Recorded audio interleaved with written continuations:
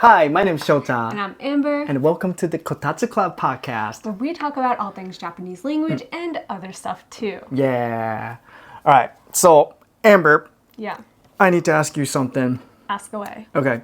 So, do you think Japan is generally an easier country to move to relatively compared to like other parts of the world? So this is going to be an other stuff too episode. Yeah. It's the another stuff. Yeah. Okay. That's a good question. I think it depends on like which country you're coming from. Okay. So I think for an American, yeah, I think living in Japanese is probably an easy transition compared to some other countries because it's at the same kind of, what do you call it, like industrial growth? What's the word? Like the same level of economy. Oh, you mean like economy development? To develop, yes, Yeah. it's the same level of development. Okay. I think it's like comfortable in that terms. Okay. In those terms. And also, being a native English speaker, it's easy to get a job as an English teacher. True. And so it's easier for us to get visas to move to Japan. Okay. But I would say I can only really speak for Americans on this question because I don't know. I'm American and I moved here as an American. Yeah. So yeah, I'm not sure about people's experience from other countries though. What do you So, think? So you worked as an English teacher initially, right? Back in Shikoku, Kochi. Yeah, when I first moved here 4 years ago, I was an English teacher. Was it difficult for you to get a job there? I would say it wasn't difficult. Okay. So I applied for 4 English teaching jobs. I did not get an interview for JET, unfortunately. Yeah. But I'm actually kind of glad I didn't because I loved my situation. Okay. And the 3 jobs I applied to other than JET, I did get job offers for. For all of them? All of them. Wow. So I think if you're a native Just English bragging. speaker... Yeah? If you're a native English speaker who has a degree, I think it's genuinely easy to get these. Ooh, yeah, jobs. that's an important point. So if you have a degree or not, I think that's going to determine the difficulty of like getting a job. You can't get a job if you don't have a degree. You can't get the visa. Really? Yeah. The working visa Japan requires to be on a working visa that you have a degree. Yeah. Or if you have 5 years of relevant work experience. But the 5-year relevant work experience is so hard to prove. You need like a lawyer to really do that for you. That most companies will not, like they'll make it a job requirement to have the bachelor's degree because they don't want to go through the struggles of like what it takes to prove the 5 years. When they can easily just hire someone who has a degree. So the job requirements almost always, I've never seen one that didn't say degree required. Really? For that reason, for the visa reason. Okay. So it looks like there are a lot of like factors that play into, I guess this is like a loaded question. It's such a loaded question. Yeah. I don't know. I feel like I was like aiming more towards like, I don't know, like how easy it is to like push the documents when you like for move visa? for visa, or like when you like moving into, I don't know, your apartment or... Yeah, I think this is a good question because I think in my DMs, like the most questions I get is how can I move to Japan? Really? And like how can I get a job in Japan? Okay. So I think a lot of people are wondering about it. Unfortunately, again, I can only speak for Americans. Yeah. There is a visa that you can get as a non-American if you don't have a degree. I think British people can get it, Australians can get it. It's called a working holiday visa. Okay, right. So Americans, for some reason, we don't have this, but Canadians can. Canadians can do it. And then if you don't have a degree, if you're on a working holiday visa, you can actually get a job as an English teacher. I see. But again, the companies that are going to pay for your flights and pay for your apartment for you to move here, those ones usually do require the degree for the visa reason. Okay. And they don't want working holiday people because they are only here for 1 year. The working holiday visa is only 1 year. Okay. What about like assimilation? Is that a word? Assimilation? Assimilating. Yeah, assimilating. Like Assimilation how was it like easier for you as an American person to like, of course, you know, Japanese culture, American culture, drastically different from each other, but like, was it like a easier transition or pretty difficult? So. I think it's pretty much easier than like if I was going to go to like Thailand, right? Okay. Because again, it's that same level of development of society. So I would say Japan is similar enough to the US where it's comfortable, but different enough that it is exciting and new still. Okay. So I think that's like why a lot of Americans find it easier to move here. Whereas maybe if I was going to a country that was, I guess, in a different development stage than the country that I was from, it might be a bigger adjustment. Okay. Like even little things, like when I went to visit my friend who was teaching English in Taiwan. Taiwan's a very developed country, but like you can't flush the toilet paper there. So that's something that takes getting used to. So that's what you mean by little things. Yeah. Like you can get used to it. Yeah. Like people live like that, and like I'm sure you get over it quickly, but it's definitely an adjustment. Okay. So I think. What do you think? Because you went to live in the U.S. Yeah, I think the hardest thing. Well, okay, so language barrier, except for the language barrier, that's an obvious one. Yeah. But like I had to like catch buses, and I was like really confused because like they were like never on time. And if it's late, it's easy because like you're there. All you have to do is to wait for it, right? But then if it's like sometimes they're like early, you know, and like you're waiting for it, but then people tell you, oh, it's gone already. You know, you have to wait for the next one. I'm like, wait, what do you mean? You know, like I was on time. So I think the culture around like punctuality was something that I had to like get used to. But I mean, you know, I think time management or like is like a lot more relaxed in the States. So I think that kind of like makes up for it. Whereas in Japan, you know, if you're like 5 minutes late, people are like, you're late, you know? Yeah, so it's not tolerated. It's a lot more relaxed in the States. Yeah. So once you understand why things are the way they are, I think it becomes like a lot easier. Yeah. But I think other than that, I have like pretty fond memory of the like a transition phase. Yeah. You know, I had like a very long like a honeymoon phase. Yeah. What were some things that were hard for you to adjust to besides the time management? I think food. Yeah, that's an obvious one too. But so drinking soda with like your regular meal was like something that I never did in Japan. Yeah. So yeah, like when I saw people like eating, because like chips, like French fries, or not French fries, potato chips, right? You know, they're considered like snacks and like carbonated drinks. So like soda. We say pop in Michigan. Yeah. But okay, so soda is like, it's more like a sweet, you know? It's more like a snack. Yeah. Considered to be in Japan. So it was kind of difficult to do. I mean, I didn't have to, but you know, I kind of wanted to like I wasn't forced or anything, but like I kind of wanted to like live like an American person. Oh my god, that's so funny. We have such different perceptions of American. I haven't had soda since I was like a child. That's because you're from New York, you know. I lived in Michigan, Midwest, so yeah, it's very. That's so interesting. Typically American. Yeah, I guess. So yeah, I guess in that way, you know, I'm more American than you are. Yeah, it's so funny. we talked about blood types. We did. Yeah, a couple episodes ago. Shota's the most common American blood type, and I'm the most common Japanese. That's funny. That's and so then weird. you can do Asian squat, and I can't do Asian squat. Oh no. So how are you more Asian than me? That's not fair. How are you more American than me?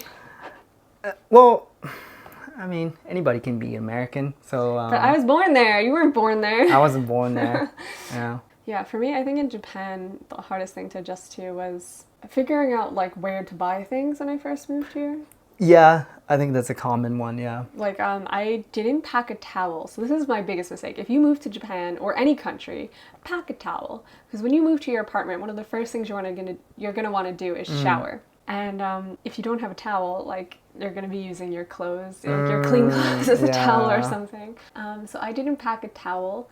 And I was using a blanket as a towel for like a week because I couldn't figure out where to buy a towel. Gross, Amber. Gross. No, I'm just kidding. Eventually, I figured out that it's at the home goods store. Yeah. I didn't know about home goods stores. Where do you buy a towel? Because you guys don't have Walmart. Can you, fellow Americans, can you believe like she's only been to like Walmart a couple times? I'm from New York. We don't have them in New York City. That blows my mind. We don't have them. But like With Target, I've been to Target a trillion times. Yeah, well, that's like Target is like basically like Let's Ghetto version of Walmart, right? Yeah. Kmart, the ghetto west. Walmart. Target seems a little ghetto these days, though, to be honest. Target? When I went back to the U.S. last time, I went to Target with my mom, and like it was reverse culture shock moment when I saw like the toy section was like all messed up. Really? And like it was just like a free for all. Like everything was like a disaster, and I was like, oh my god. All right, now Target is ghetto. Yeah, it used to not be like that. I don't know what happened. No idea. Really? I wonder what happened. And you've never been to Safeway? No, we don't. I don't think we have those. You in don't New York City. You don't even know what Safeway is. What is it? It's a grocery store. It's like an Albertson. Do we have them in New York? I don't think you do. No. No, I don't think you do. Yeah. I think Safeway is like West Coast / Western States thing. Yeah, I'm maybe. not well traveled in the U.S., so Shota actually knows a lot more than I do. That's true. But yeah. Anyways, back to what I was saying. Yeah, so I didn't know where to buy a towel. I eventually found out that there's home goods stores, and I should have actually thought about this because we do have home goods stores in the U.S. That's where you get the towels, but they're all Bed Bath & Beyonds. Have you been to Bed Bath & Beyond? Yeah. Okay, that's where you get your towels in the U.S. No, Walmart. That's where you get. Or Target. Also. Or Target. Yeah, Target works too. You know, Yeah, if you want to pay extra couple bucks, yeah, feel free to go to Target, but you know. But eventually I figured out home goods stores and I got a towel. But that first week with no towel was rough. So definitely get a towel bring a towel if you're moving abroad.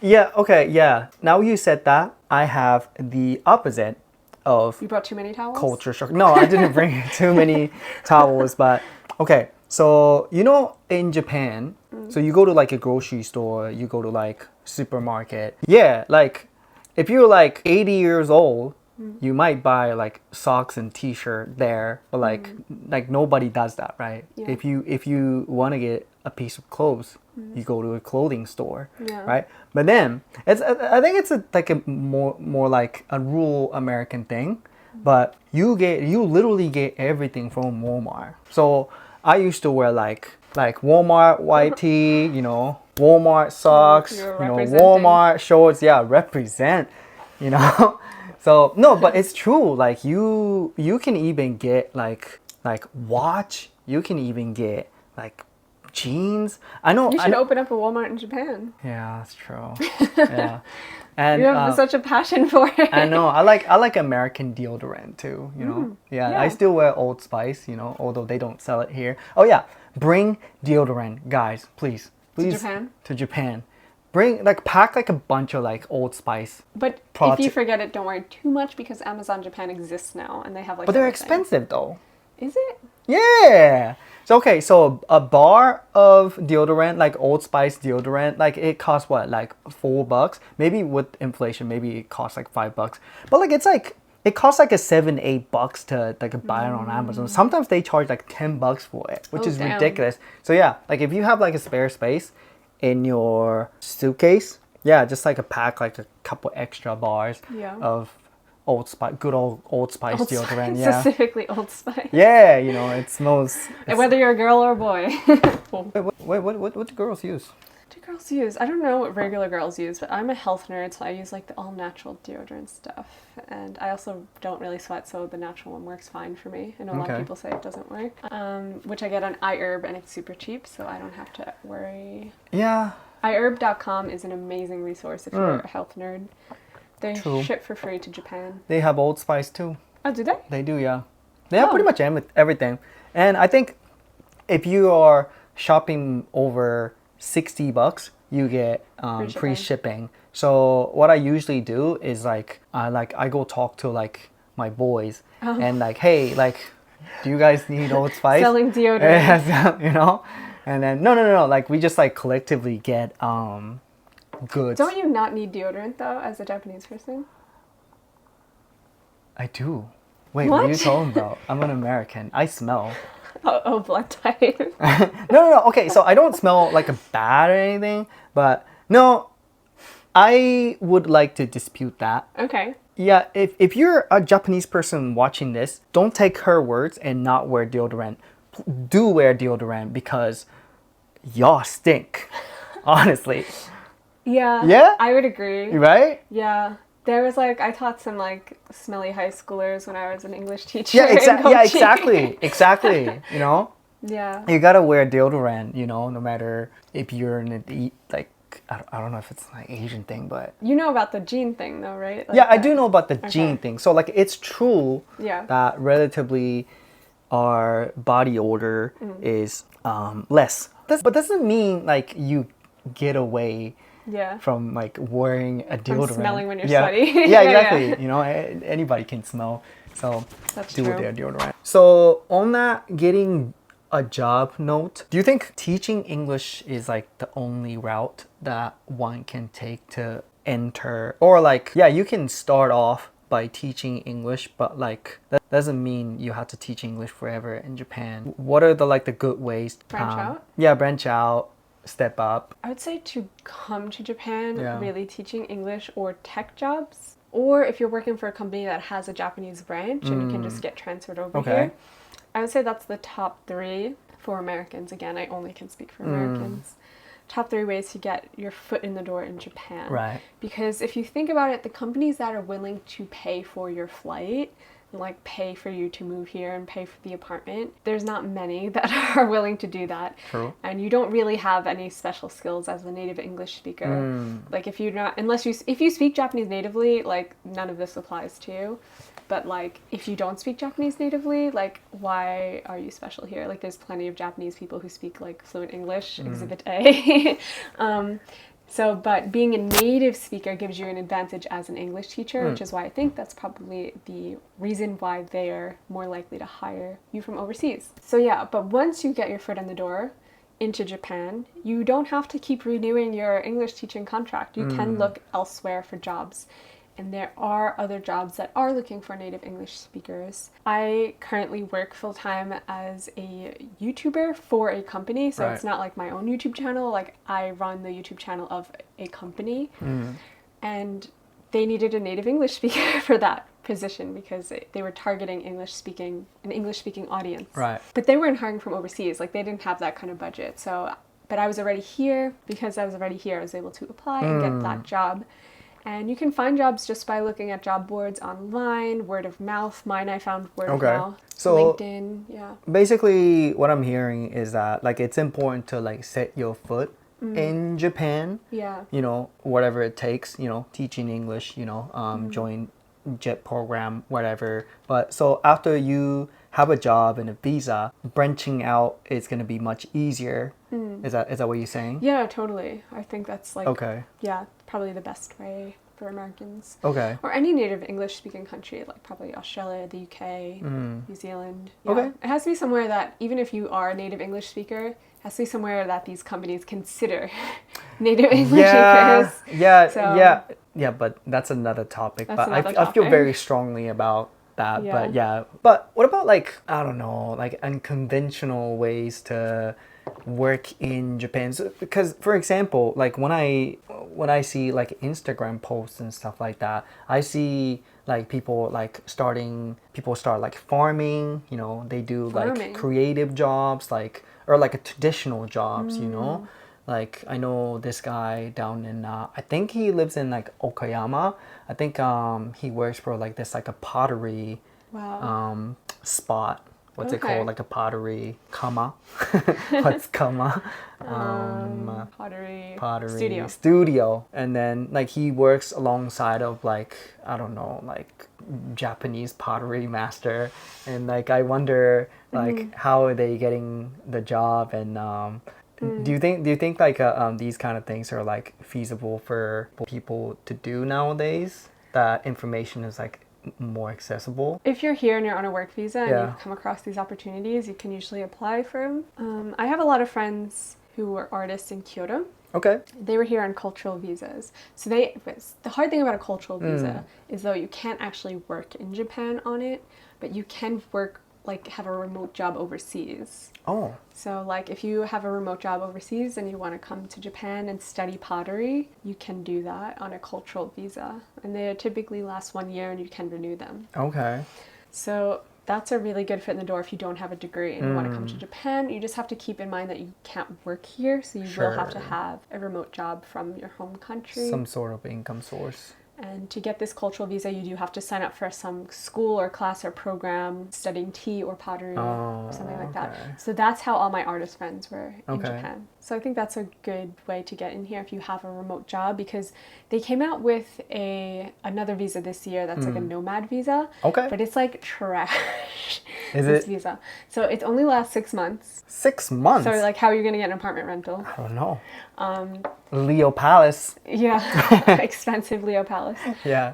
It only lasts 6 months, and there's like a lot of limitations on it. You don't get a Zydio card, so it's basically like a glamorized tourist visa, and you have to be making like over 100K USD a year. 100K? Yeah, you have to be making. Jeez. I don't know if that's the exact number. Don't quote me on that, but it's like a ridiculously but like a lot of money number, like way more than the average person makes. So that to me sounds like just like a Japanese government want like people to come in and like spend longer time and spend more money. It's just a glamorized tourist visa. Okay, yeah, that is kind of trashy. So I would not bother with the nomad visa. Get a cultural visa. Sign up for a cool class. Learn pottery or I don't know. What else? Shodo. Do you think that's gonna like lead to like getting a job? Do you think it's possible for one to like transition into more like permanent residency route? Not permanent residency, but like a longer term.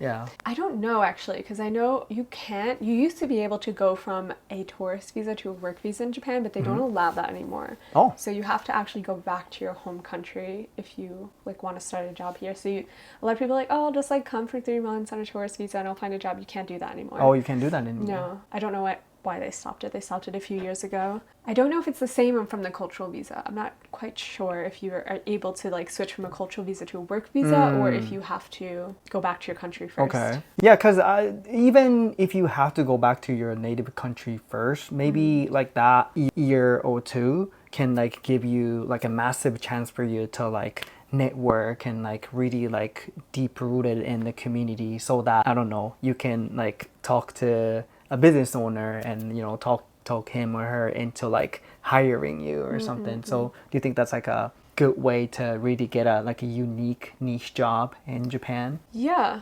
potentially. Okay. Yeah, the best visa is I think the working visa. I mean, or marriage visa, but don't get married for a visa. Oh, sorry, I keep doing that. What do you think about the opposite though? Like, what? If you wanted to get a visa for the U.S., is that harder than getting a visa for an American who wants to live in Japan?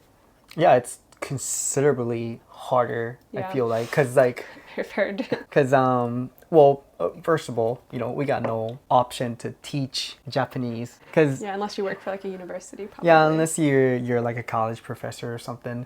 But even still, you know, like if a local American can like substitute for your job, because you essentially you have to prove why it has to be you. Yeah. Right.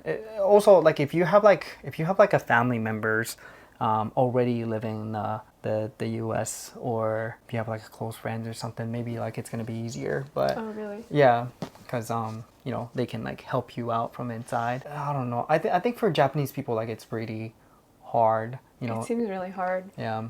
If you possess highly talented skill, or if you have like a lot of wealth accumulated or something, then you can, of course, but from scratch I think it's like really hard. Yeah, it seems really hard. When I was talking to my friend who was on a work visa, he was from Taiwan. Yeah. He said like he can only work for big companies. Like he's not allowed to work for like a small company that wouldn't make his visa valid. Yeah. So he had to work for like Amazon, which he hated. Yeah.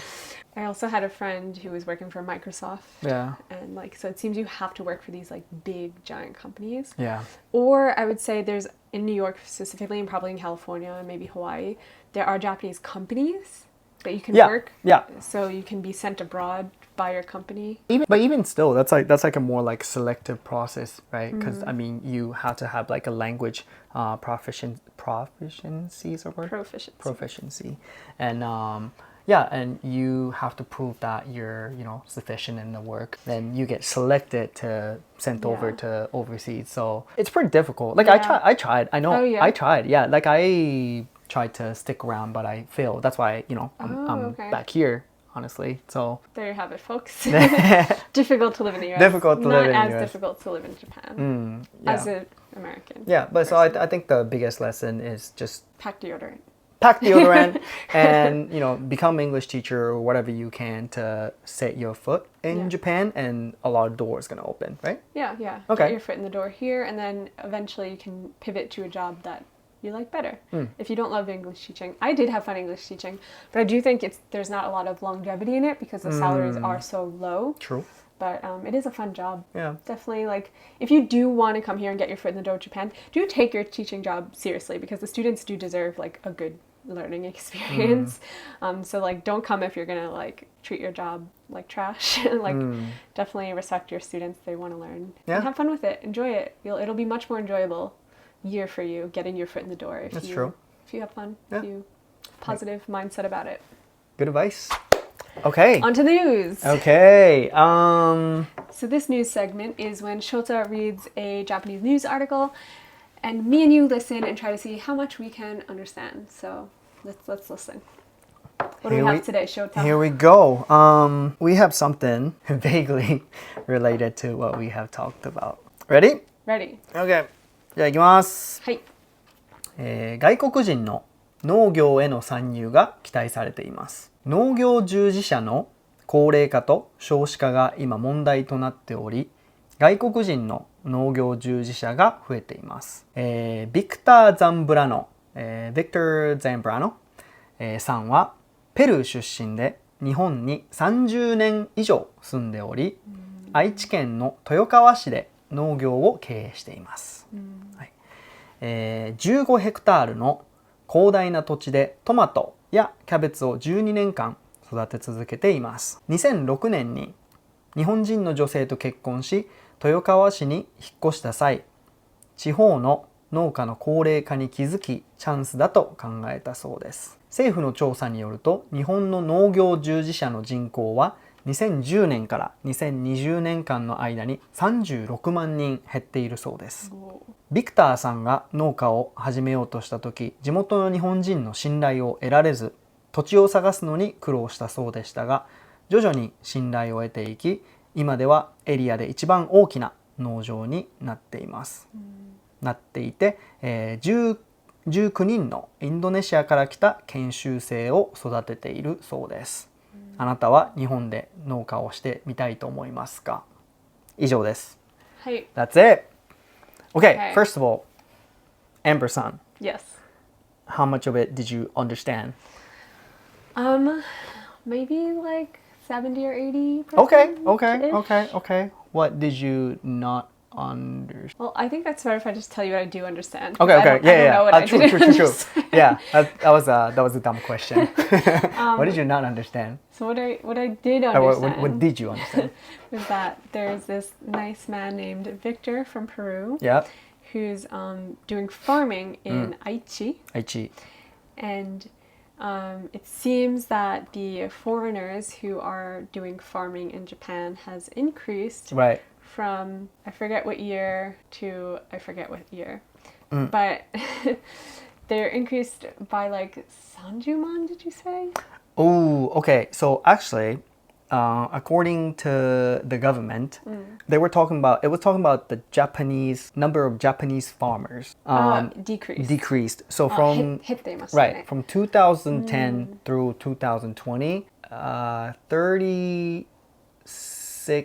360,000 people less farmers in Japan in that decade alone. So now it seems like the foreigners are kind of filling in those gaps a little bit. Yeah, starting to. And what else? What did I get from it? That Victor, he's been here for about how many years? A long time. 30 years, yeah. He's been here for 30 years. And he has the biggest farm in his town in Aichi. Yeah, you got that part right, yeah. And he's growing stuff from Indonesia, or there's people from Indonesia. Right. So he has 19 people from Indonesia working under him. Okay. But they're like, what's it called? Like a technical trainees. So kenshusei, technical trainees. I see. Yeah. Okay, so yeah, I guess that's what I missed. Anything else that I missed? So when initially Victor started to become, when he was trying to become a farmer. Oh, and he also has a Japanese wife. He does. Yeah. Yeah. He got married in 2006. Yeah. And That's then Victor. so when he became a farmer, he had a really tough time gaining or purchasing a land because he wasn't trusted by the locals. Yeah, sounds kind of fishy, but then he proved himself to be a very sufficient farmer and knowledgeable farmer, and now he's the leading farmer in the area. So you got that part right. Okay, cool, Yeah. cool. So I guess you got pretty much all. I have most of it. I think Yeah, I you got just most of missed. it. I didn't know. Like I heard Indonesia, but I wasn't sure like what it was about. what was happening with Indonesia. Yeah. But yeah, okay, that's really cool. Would you want to be a farmer in Japan? I actually heard that the happiest out of the world, like the number one happiest job. I mean, I saw this on an Instagram reel, so I don't know how true Sure. it is farmer. I believe it. Because like you're just like you're working for yourself, right? Yeah. You don't have to go into an office every day. You don't have to commute. You probably like live on or near your farm. Yeah. You get to like play with animals. I'm from a farming community. It's a tough job. It's definitely a backbreaking labor for sure. But then you're literally like producing something that people eat to live. Yeah. So like I think it's like a very like a profound profession that you can feel like you're providing value to the table. Right? Because you're literally like keeping people alive. The you most know? valuable Yeah, the person most in valuable. society. Yeah, so like, like in IT industry where I work. Yeah. Yeah, like we like collect data and like we use the data We're helping to like the company, but like yeah. how much are we helping society? Exactly. So like how much? Yeah. So I know I believe that Instagram reel that you saw. I think they can definitely be happy. Also, you're Yeah. outside all the time. True. The rest of us spend most of our time indoors, but farmers actually spend most of their time outdoors when That's they're true. not sleeping. Yeah. Yeah, you get to like have animals. Like, and if it's not an industrial farm, which is a depressing place for animals, but if it's like you got your own farm and you probably like get to like not play with your animals, but like care for them. I don't know. That sounds fulfilling. Yeah. But would I want to be a farmer? No, because I do think it is a very like physically demanding job. Yeah, job for and sure. it sounds very tiring. So personally, I don't think I'm cut out for that. I get tired easily. After like I write an email, I feel like I need a nap. Very modern human beings. Yeah. That you are. I'm too millennial for farming. Yeah, me too. But I feel like okay, so I didn't include that in the article because I had to like shorten and simplify it. But so in this article, so he's been working with the local farmers, right? He's the leading farmer now, So he leads like local farmers in that area. So the problem with traditional Japanese farming is that once you become a farmer, then you have no break, right? Because traditionally Japanese farmers own their own land, so like they constantly have to like look after their land by themselves. So Victor wanted to like come in and change that tradition. So Victor is hiring a lot of people so that it's kind of like a shift, Oh, okay, yeah. so that people have more like a physical freedom while keeping that productivity high, Okay, that's cool. Yeah. Yeah, I think he's paving the way.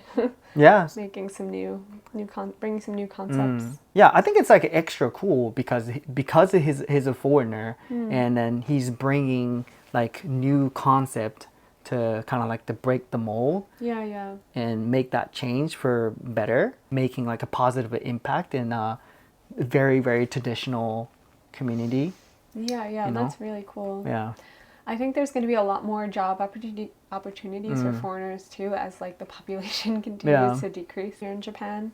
I know the government's been more lenient with visas with how many people they're letting in the country. They might have more so opportunities. if you have like like knowledge or like asset accumulated or wealth accumulated enough for you to like invest into like Japanese, I don't know, farms and lands and stuff like that. Yeah. Maybe, I mean, there are opportunities, for foreigners that are trying to be like more entrepreneurial.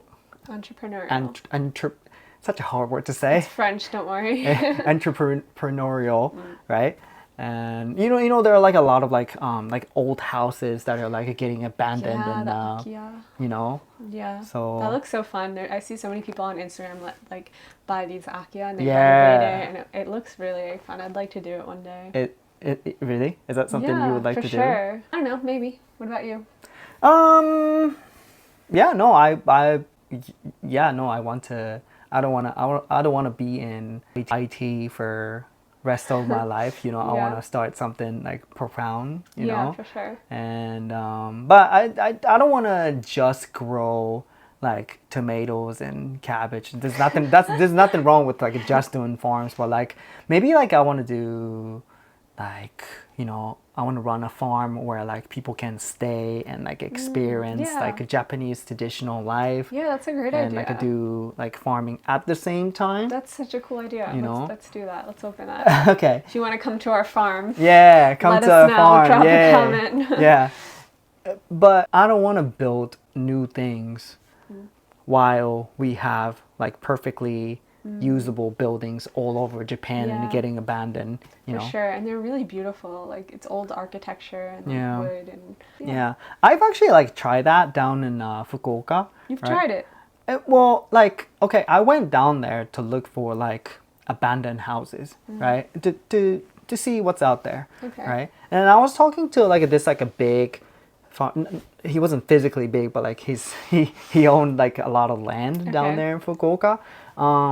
He was talking about like he would love that idea, but it's very, very difficult to make it come true because a lot of people don't want to like let their lands go. So like in that article it says like it took him a lot of time to gain like a local like trust. Right. So I think that's gonna be like a bottleneck. Right. If a foreign person coming into Japan and like, so I think your intention is like a very important, and like if you are able to like successfully showcase your intention and convince the locals, I think it's like highly feasible thing to do. Yeah, it sounds really nice too. If you can I like really want to make an experience for people. Like every time I go into like a really nice cafe and like I get to experience like the atmosphere that someone created and the food, I'm so thankful that they like made this place. It's like an experience that I get to enjoy. Right. Like I would love to be able to like do that like, at a hotel or something, or some kind of farming experience. It sounds really cool. Maybe one day. Maybe one day. Yeah. I mean, as a lot of rural communities, literally dying out and losing its population, they're like cornered into opening themselves up, right? So there are going to be increased amount of opportunity for those of you want to, open up a farm. Like respectfully, just come here and start something. Come here and start something. I think that's going to be alternative to teaching English someday. Yeah, maybe. If you want to ask us a question, you can leave it down in the YouTube comments or shoot us an email at kotatsuklubbpodcast@gmail.com. Yeah. So that's all for now though, so we will see you next time. Thanks for watching, guys. Thanks for watching. Bye.